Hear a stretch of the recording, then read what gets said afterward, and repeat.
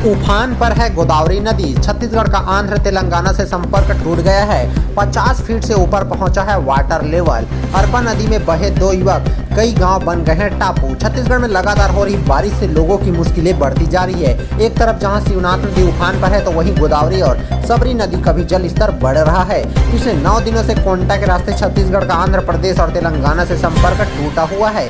कई ट्रकों समेत वाहने फंसे हुई है। इधर कोरबा में उफनती नदी में 50 साल का अंधेड़ बह गया। पिछले कई घंटों से ढूंढने रेस्क्यू जारी है। साथ ही बीजापुर जिले के कई गांव टापू के रूप में तब्दील हो गए हैं। रात में 60 से ज्यादा ग्रामीण का रेस्क्यू कर सेफ जोन में पहुंचाया गया है। दरअसल बारिश की वजह से गोदावरी का वाटर लेवल 50 फीट से ऊपर पहुंच गया है।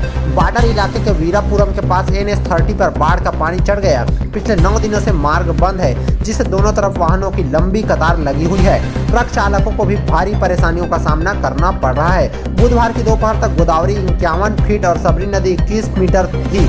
ओडिशा के हीराकुंड बांध से ही पानी छोड़ा जा रहा है, जिससे गोदावरी और सबरी के जल स्तर बढ़ते जा रहे हैं। शिवनाथ के पानी से डूबी है कॉलोनी।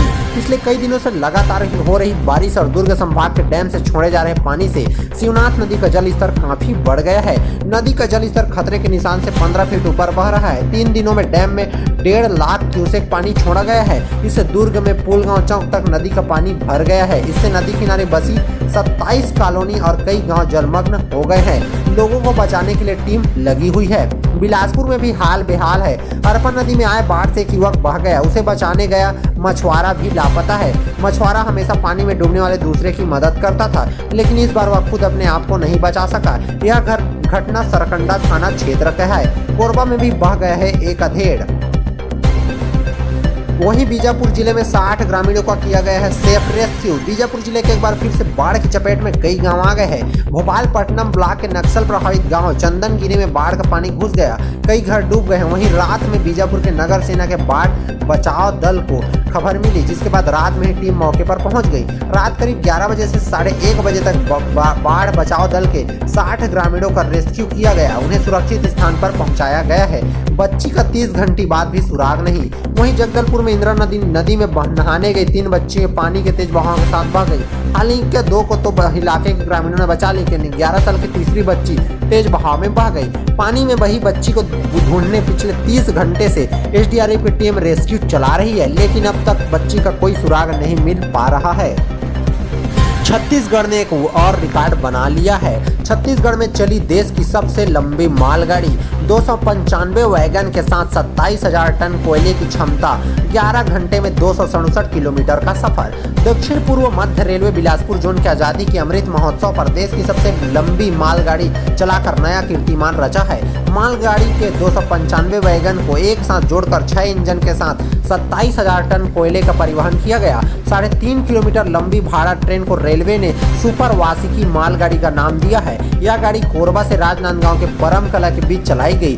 267 किलोमीटर की दूरी को ट्रेन ने 11 घंटे में तय किया है। पहली बार कोयला लोड होकर चली है। छत्तीसगढ़ में कोरबा स्थित कोयला खदानों से लगातार कोयले की सप्लाई हो रही है। इसके चलते रेलवे ने यात्री ट्रेनों को भी कैंसिल कर दिया। देश में बिजली संकट और कोयले की बढ़ती डिमांड को लेकर रेलवे भी कोयला परिवहन के लिए लगातार कई सफल प्रयोग किया है। इसमें पहले रेलवे ने इसी तरह 22 जनवरी 2021 में 5 खाली मालगाड़ी भिलाई से कोरबा लाई गई थी। इसे वासुकी नाम दिया गया था। मालगाड़ी कोयला लोड होकर पहली बार चली है। जोन का दावा है कि देश की सबसे लंबी मालगाड़ी है। एनाकोंडा, शेषनाग और वासिकी के बाद अब सुपर वासिकी। दक्षिण पूर्व मध्य रेलवे के मुख्य जनसंपर्क अधिकारी साकेत रंजन ने बताया कि ACCR लगातार इस तरह के सफल प्रयोग कर रहा है। सुपर वासिकी से पहले रेलवे ने एनाकोंडा, सुपर एनाकोंडा और शेषनाग के साथ वासुकी मालगाड़ी का प्रयोग कर चुका है। एक साथ 3 या 5 मालगाड़ी को जोड़कर परिचालन से स्टाफ की बचत होती है। इसके साथ ही समय की भी बचत होती है। इससे रेलवे ट्रैक पर यातायात का दबाव भी कम होता है। उन्होंने बताया कि सामान्य रूप से सुरक्षित परिचालन के लिए एक ब्लॉक सेक्शन में केवल एक मालगाड़ी या ट्रेन चलाई जाती है। बिजली उत्पादन कंपनियों को सप्लाई कर रही है कोयला। वैगन की संख्या थी 295 और लोडिंग क्षमता 27,000 टन। इंजन लगा था 6 और लंबाई थी 3.5 किलोमीटर और माल भाड़ा का कुल लागत है 2.5 करोड़ रुपए। छत्तीसगढ़ के नए प्रतिपक्ष बने नारायण चंदेल। पुरंदेश्वरी ने बीजेपी विधायक दल की बैठक में किया ऐलान, संगठन में भी फेरबदल संभव। छत्तीसगढ़ विधानसभा के एक नए नेता प्रतिपक्ष नारायण चंदेल को बनाया गया है। बीजेपी विधायक दल की बैठक में बुधवार को प्रदेश प्रभारी डी पुरंदेश्वरी ने उनके नाम की घोषणा की। चर्चा है कि संगठन के और भी प्रमुख चेहरों को बदला जाएगा। साल 2023 के चुनावी में भाजपा एक नई टीम खड़ी कर सकती है। इस बैठक में प्रदेश के सह प्रभारी नितिन नवीन और संगठन के महामंत्री अजय जामवाल भी मौजूद रहे। बताया जा रहा है कि नारायण चंदेल का नाम राष्ट्रीय संगठन के नेताओं के साथ चर्चा के बाद फाइनल किया गया। बीजेपी की इसे जातिगत समीकरण सेट करने की कोशिश माना जा रहा है। सांसद अरुण साव को प्रदेश अध्यक्ष बनाए जाने के बाद नारायण चंदेल को नेता प्रतिपक्ष बनाकर ओबीसी चेहरे पर दांव खेला है। इससे पहले नेता प्रतिपक्ष के दौड़ में नारायण चंदेल सहित अजय चंद्राकर, बृजमोहन अग्रवाल और शिवरतन शर्मा के नाम शामिल थे। कौशिक से कहा गया हटने को। पार्टी सूत्रों की माने तो धरमलाल कौशिक से संगठन के शीर्ष नेताओं ने नेता प्रतिपक्ष से पद से हटने को कहा। संगठन में लगातार नए चेहरे सामने लाए जाने की मांग उठ रही थी। इसी के चलते चुनाव से ठीक पहले भारतीय जनता पार्टी बदलाव के एक्शन मोड में नजर आ रही है। धरमलाल कौशिक और मौजूदा प्रदेश अध्यक्ष अरुण साव दोनों बिलासपुर से ही आते हैं, इसलिए कोशिश है कि यह प्रदेश के किसी और हिस्से से भी प्रतिनिधित्व लिया जाए। ठीक एक दिन पहले बिलासपुर दौरे के वक्त जब मीडिया ने धरमलाल कौशिक से यह पूछा कि क्या नेता प्रतिपक्ष बदले जाएंगे, कौशिक ने मुस्कुराते हुए कह दिया, जो भी फैसला होगा वो आपको पता चलेगा और हम भी यही हैं और आप लोग भी यही हैं। सत्ता की चाबी ओबीसी। छत्तीसगढ़ के वोटरों का बड़ा वर्ग ओबीसी समुदाय के ताल्लुक रखता है।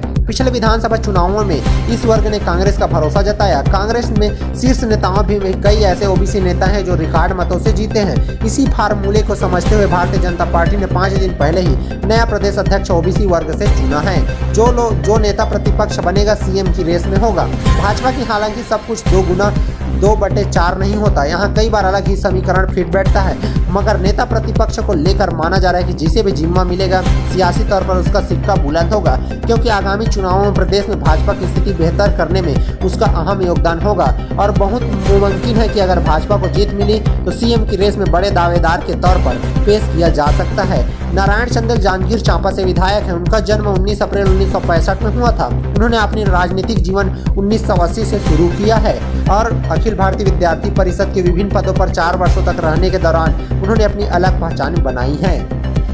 छत्तीसगढ़ में होगी अग्निवीर की भर्ती। आर्मी की वेबसाइट पर 3 सितंबर तक कर सकते हैं ऑनलाइन आवेदन। रायपुर में होगी भर्ती रैली। सेना भर्ती नियमों में बदलाव के बाद छत्तीसगढ़ में अग्निवीर की पहली भर्ती प्रक्रिया शुरू हो चुकी है। छत्तीसगढ़ के युवाओं के लिए इस भर्ती रैली का आयोजन राजधानी रायपुर में किया जाना है। इसकी तारीख तय नहीं है, लेकिन आवेदन की प्रक्रिया शुरू हो गई है। थल सेना की आधिकारिक वेबसाइट पर जाकर युवा अपना पंजीयन और आवेदन कर सकते हैं। यही प्रक्रिया 3 सितंबर तक चलनी है। अधिकारियों ने बताया कि ऑनलाइन पंजीयन के बाद भर्ती के लिए प्रवेश पत्र और रैली स्थान की जानकारी, दिनांक और समय आवेदक के पंजीकृत ईमेल में 1 नवंबर से 5 नवंबर 2022 के बीच भेज दिया जाएगा। भर्ती रैली के लिए आयु की गणना 1 अक्टूबर 2022 की स्थिति में की जा रही है। रैली के लिए आवेदकों के पास आधार कार्ड, पैन कार्ड, बैंक खाता, ईमेल आईडी और मोबाइल नंबर होना अनिवार्य है। शारीरिक योग्यता परीक्षण के तहत 1600 मीटर की दौड़, न्यूनतम 6 बीम लगाना और 9 फीट गड्ढा कूदना और बैलेंसिंग बीम पर चलना होगा। दौड़ व बीम लगाने के लिए अलग अलग अंग निर्धारित हैं। वहीं दूसरी परीक्षाओं में केवल उत्तीर्ण होना अनिवार्य होगा। शारीरिक परीक्षा उत्तीर्ण अभ्यर्थियों को चिकित्सा परीक्षण के लिए पात्र माना जाएगा। वहीं चिकित्सा परीक्षा उत्तीर्ण अभ्यर्थियों को ही लिखित परीक्षा के लिए पात्र माना जाएगा। इन्हें एआरओ द्वारा प्रवेश पत्र जारी किया जाएगा।